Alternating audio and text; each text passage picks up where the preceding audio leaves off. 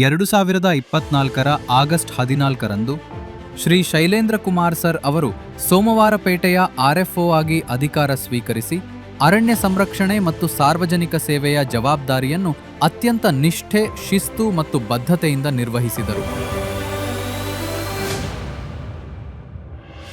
14 August 2024ರಿಂದ 11 June 2026ರವರೆಗೆ ತಮ್ಮ ಸೇವಾ ಅವಧಿಯಲ್ಲಿ ಅವರು ಪ್ರತಿಯೊಂದು ಜವಾಬ್ದಾರಿಯನ್ನು ಪ್ರಾಮಾಣಿಕತೆಯಿಂದ ನಿಭಾಯಿಸಿದರು.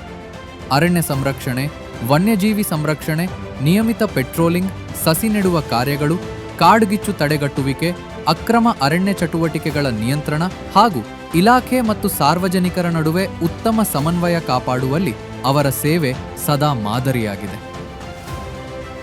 ಸೋಮವಾರಪೇಟೆ ಭಾಗದಲ್ಲಿ ಅವರು ಎದುರಿಸಿದ ಪ್ರಮುಖ ಸವಾಲುಗಳಲ್ಲಿ ಮಾನವ ಆನೆ ಸಂಘರ್ಷವೂ ಒಂದು.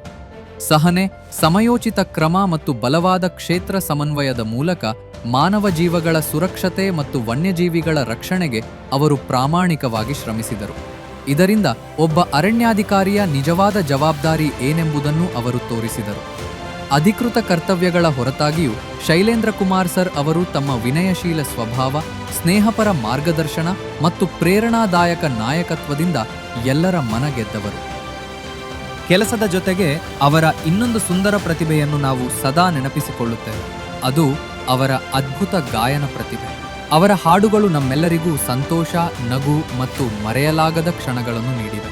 ಈಗ ಅವರು ಸೋಮವಾರಪೇಟೆಯಿಂದ ಬಂಡೀಪುರಕ್ಕೆ ಹೊಸ ಜವಾಬ್ದಾರಿಯೊಂದಿಗೆ ತೆರಳುತ್ತಿರುವ ಈ ಸಂದರ್ಭದಲ್ಲಿ ಅವರ ಮುಂದಿನ ಸೇವಾ ಪಯಣ ಇನ್ನಷ್ಟು ಯಶಸ್ವಿ, ಸಂತೋಷಕರ ಮತ್ತು ಗೌರವಯುತವಾಗಿರಲಿ ಎಂದು ಹಾರೈಸುತ್ತೇವೆ. ಧನ್ಯವಾದಗಳು ಶೈಲೇಂದ್ರ ಕುಮಾರ್ ಸರ್, ಸೋಮವಾರಪೇಟೆಗೆ ನೀಡಿದ ನಿಮ್ಮ ನಿಷ್ಠಾವಂತ ಸೇವೆಗೆ. ನಿಮ್ಮ ಕೊಡುಗೆ ಸದಾ ಗೌರವ ಮತ್ತು ಕೃತಜ್ಞತೆಯಿಂದ ನೆನಪಿನಲ್ಲಿ ಉಳಿಯುತ್ತದೆ.